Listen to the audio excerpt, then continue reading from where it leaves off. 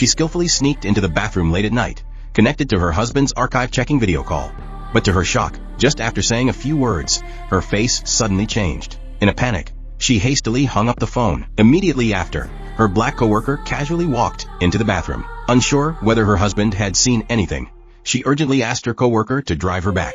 However, on the way, her husband kept calling nonstop, fearing exposure. Alice could only reject all the calls, but that very action would haunt her for the rest of her life. They then arrived at a gas station, and Alice entered the convenience store to buy a cup of coffee to stay alert. But when she got to the counter to pay, she realized there was no cashier on duty. With no other choice, she placed her money on the counter and prepared to leave. However, as she looked up, she saw that the shelves in front of her were covered in fresh blood. Realizing something was terribly wrong, she quickened her pace, but the next moment, a bullet, fired from an unknown direction, struck her arm. Despite the excruciating pain, she crawled behind the shelves to hide, but another bullet hit her in the head. She screamed, frantically looking around, and noticed a bullet hole in the glass nearby. Realizing she was still in the sniper's range, she immediately dropped to the floor and hid behind a nearby shelf. She then took off her coat and used it to bandage the wound, screaming her coworker's name at the top of her lungs.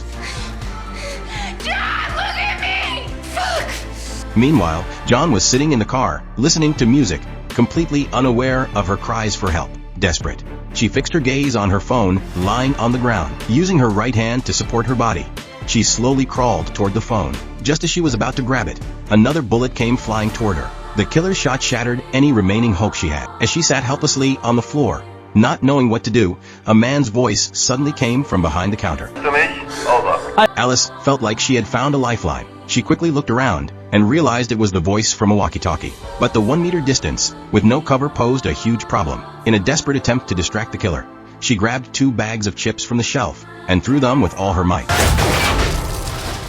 Then, using the same trick, she threw another bag and, in the confusion, snatched the walkie-talkie. She immediately told the voice on the other end that she was being targeted by a sniper. As for the staff, she hadn't seen any, and she begged the man to call the police and help her. While she was describing what had happened, her coworker outside also noticed something strange. Although the car hadn't started, the dashboard indicated low fuel. He crouched down to investigate, only to find that the gas tank had a large hole in it and gas was leaking out. Panicked, he quickly got out of the car and walked toward the convenience store, unknowingly stepping into hell.